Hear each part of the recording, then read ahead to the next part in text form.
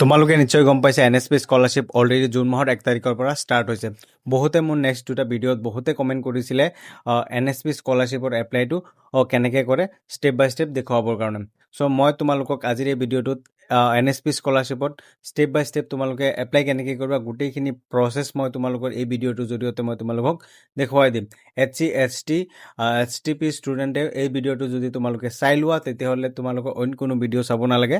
তোমালোকে একদম প্ৰথমৰ পৰা শেষলৈকে চাবা, তেতিয়াহ'লে তোমালোকে নিজে নিজৰ এপ্লাইটো কৰি ল'ব পাৰিবা। আৰু ভিডিঅ'টো অলপ দীঘল হ'ব, তোমালোকে যদি প্ৰথমৰ পৰা শেষলৈকে অলপ ভালকৈ চোৱা তেতিয়াহ'লে তোমালোকে এপ্লাইটো নিজেই কৰিব পাৰিবা। চ' ব'লা ভিডিঅ'টো আৰম্ভ কৰোঁ। প্ৰথমে তোমালোকে এইটো ৱেবছাইটত আহিবা। এইটো ৱেবছাইটৰ লিংক মই ভিডিঅ'ৰ ডেছক্ৰিপশ্যন বক্সত দি দিম আৰু ফাৰ্ষ্ট কমেণ্টত দি দিম। তোমালোকে তাৰ পৰা গৈ ধুনীয়াকৈ এপ্লাইটো কৰিব পাৰিবা। ইয়াত তোমালোকে বহুতকেইটা অপশ্যন দেখা পাইছা। প্ৰথমত যিটো ষ্টুডেণ্ট বুলি এটা অপশ্যন আহি আছে, ইয়াত তোমালোকে কি কৰিবা, ক্লিক কৰি দিবা। ইয়াত তোমালোকে ক্লিক কৰি দিয়াৰ লগে লগে তোমাৰ নেক্সট আৰু এটা পেজলৈ এনেকৈ ৰিডাইৰেক্ট কৰি দিব। ঠিক আছে, ইয়াত তিনিটা অপশ্যন খোল খাইছে। প্ৰথমত এনাউন্সমেণ্ট OTR আৰু থাৰ্ডত আছে এপ্লাই ফৰ স্কলাৰশ্বিপ। এইটো অপশ্যনত তোমালোকে ক্লিক কৰি দিবা। ক্লিক কৰি দিয়াৰ লগে লগে আৰু এটা পেজ এনেকৈ খোল খাই যাব। ঠিক আছে, ইয়াত তোমালোকে দেখা পাইছা লগইন পেজটো এনেকৈ আহি গ'ল। ইয়াত তুমি দেখা পাইছা লগইন পেজটো এনেকৈ আহি গ'ল। ওপৰত দেখা পাইছা নিউ ইউজাৰ ৰেজিষ্টাৰ ইউৰ চেল্ফ। ঠিক আছে, ইয়াত তুমি ক্লিক কৰি দিবা। তাৰপিছত তোমাৰ আগত এনেকুৱা এটা পপ আপ আহিব, তুমি ইয়াত কণ্টিনিউত ক্লিক কৰিবা।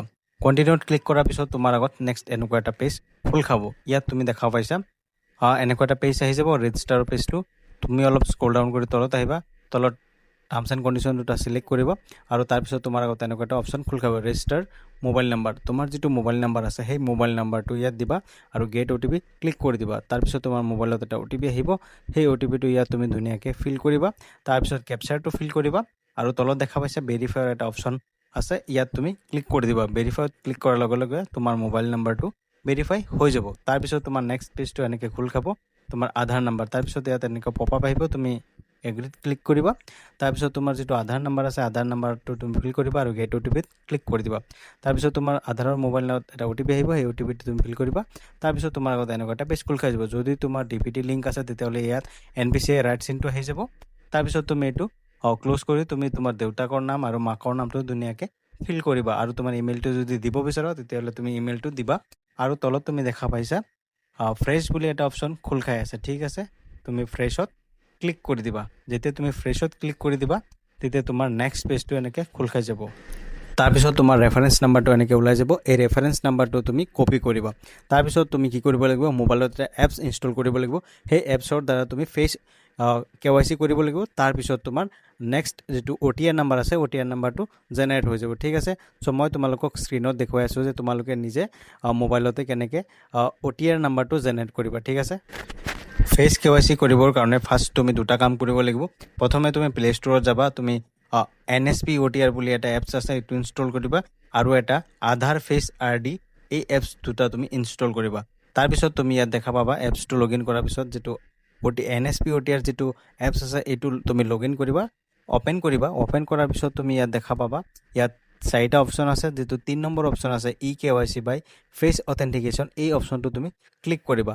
ক্লিক কৰিলে তোমাৰ মোবাইলত কেতিয়া পাৰ্মিশ্যন বিচাৰিব, পাৰ্মিশ্যনটো তুমি দি দিবা। তাৰপিছত তোমাৰ কেমেৰাটো অ'পেন হৈ যাব আৰু তাত তুমি নিজৰ KYCটো কৰিব পাৰিবা।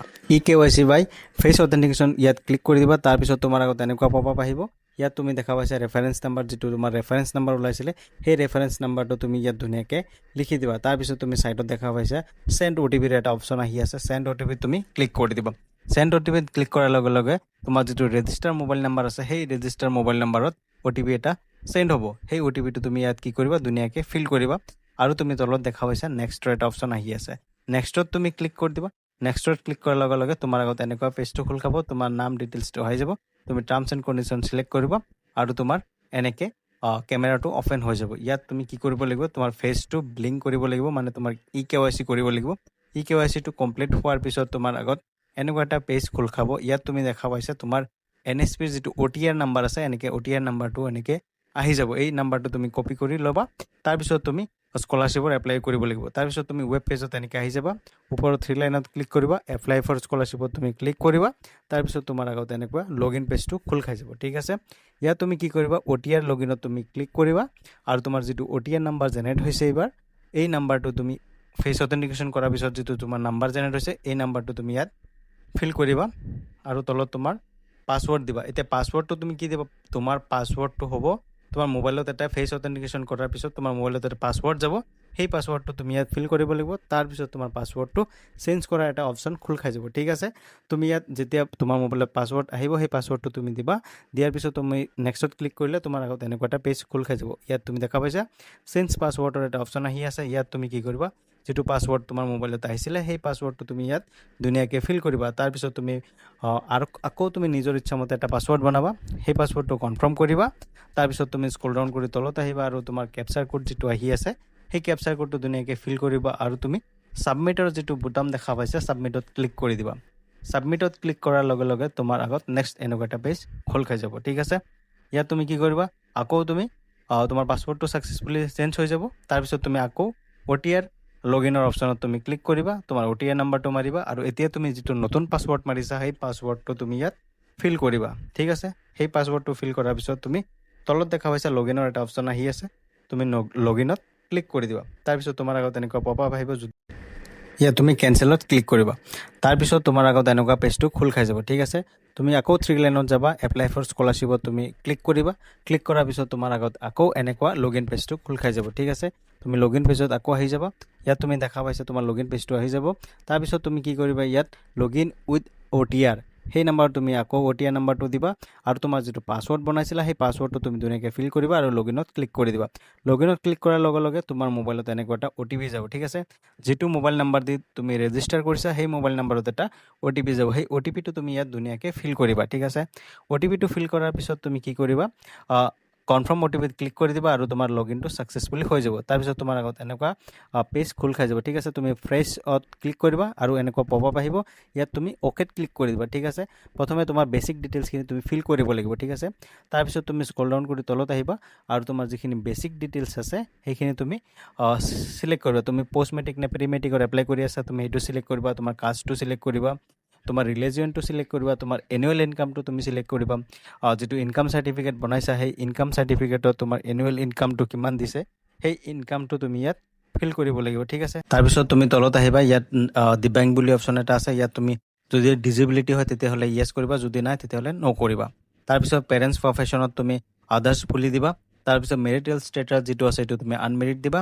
তাৰপিছত any of the parents not alive, তোমাৰ মা দেউতাকৰ পৰা যদি কোনোবা এজন নাই তেতিয়াহ'লে তোমালোকে যিটো অপশ্যন আছে তুমি সেইটো দিবা। যদি দুইজনে আছে তেতিয়াহ'লে তুমি নট এপ্লিকেবল বুলি অপশ্যনটো চিলেক্ট কৰিবা।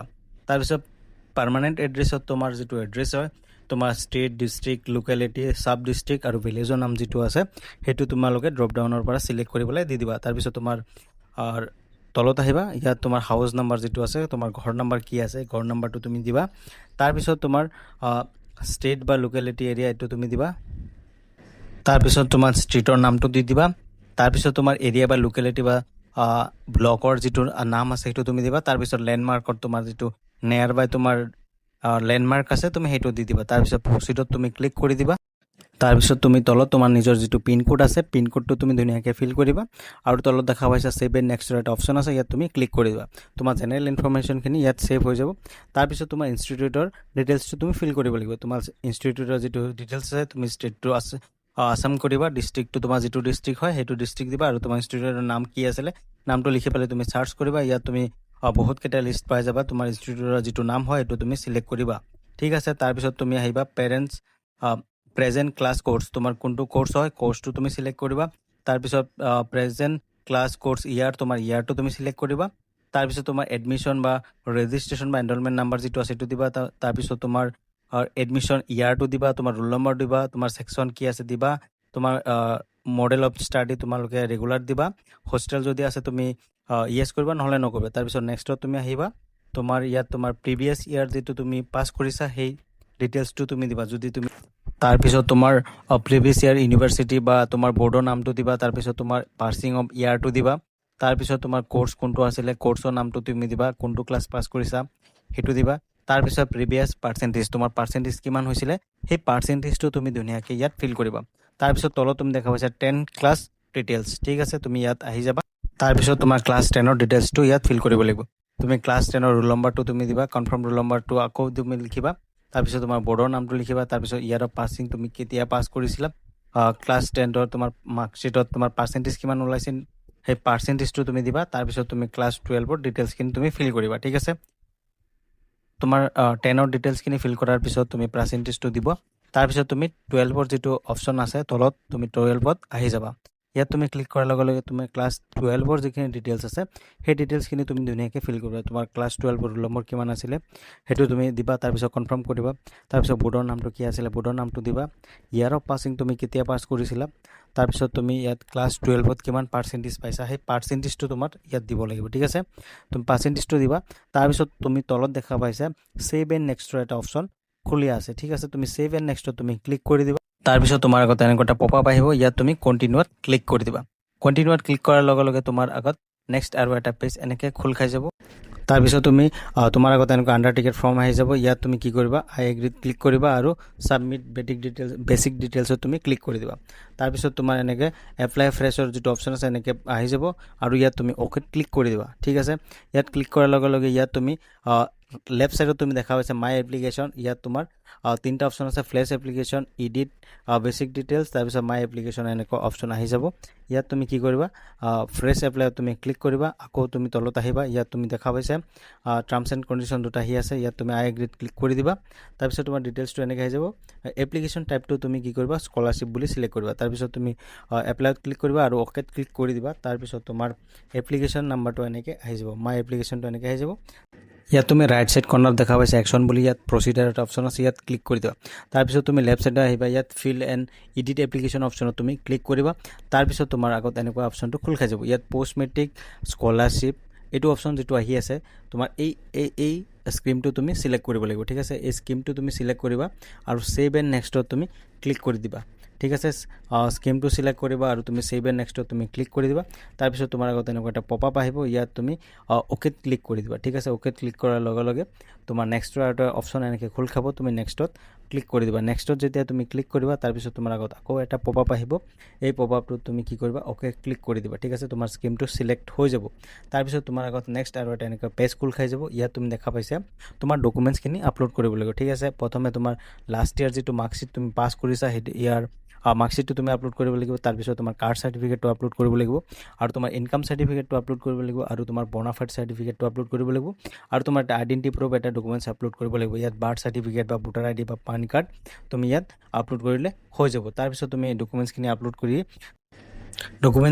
কৰি তুমি ছেভ এণ্ড নেক্সটত ক্লিক কৰিলে তোমাৰ এপ্লিকেশ্যনটো ছাবমিট হৈ যাব আৰু তোমাৰ এটা একনলেজমেণ্ট ৰিচিপ্ট ওলাব। সেই একনলেজমেণ্ট ৰিচিপ্টটো তুমি প্ৰিণ্ট আউট কৰি পেলাই আৰু তুমি যিখিনি ডকুমেণ্টছ আপলোড কৰিছা সেই ডকুমেণ্টছখিনি আৰু বনাফাইড চাৰ্টিফিকেটটো তুমি একেলগ কৰি পেলাই কলেজত জমা দিলে তোমাৰ ইনষ্টিটিউট ভেৰিফিকেশ্যনটো হৈ যাব। তাৰপিছত তোমাৰ ষ্টেট লেভেল ভেৰিফিকেশ্যন হ'ব আৰু তাৰপিছত তোমাৰ স্কলাৰশ্বিপৰ পইচাখিনি তোমাৰ একাউণ্টত আহি যাব। তাৰ লগতে মই আৰু এটা কথা কৈ দিওঁ, ইয়াত বনাফাইড চাৰ্টিফিকেটটো তোমালোকে অনলাইন নোপোৱা, তোমালোকে যিখিনি তোমাৰ ওচৰৰ কম্পিউটাৰ চেণ্টাৰ বা ইণ্টাৰনেট কেফে আছে তাত গৈ পেলাই তুমি বনাফাইড চাৰ্টিফিকেটটো বনাই ল'বা আৰু সেই বনাফাইড চাৰ্টিফিকেটটো তুমি কলেজত গৈ পেলাই তুমি প্ৰিন্সিপালৰ পৰা ছিগনেচাৰ কৰি পেলাই সেই বনাফাইড চাৰ্টিফিকেটটো তুমি অনলাইন পৰ্টেলত তুমি আপলোড কৰি দিলেই তোমাৰ গোটেইখিনি ডকুমেণ্টছ আপলোড হৈ যাব আৰু তোমাৰ যিটো একনলেজমেণ্ট নাম্বাৰ ওলাব সেই একনলেজমেণ্টটো আৰু বাকী ডকুমেণ্টছখিনি তুমি একেলগ কৰি পেলাই কলেজত জমা দিলেই তোমাৰ স্কলাৰশ্বিপটো হৈ যাব। চ' আজিৰ এই ভিডিঅ'টোত এইখিনি আছিল। যদি তোমালোকে ভিডিঅ'টো তোমালোকৰ কাৰণে ভেলুৱেবল হৈছে তেতিয়াহ'লে লাইক, কমেণ্ট, শ্বেয়াৰ আৰু ছাবস্ক্ৰাইব কৰিবলৈ নাপাহৰিবা।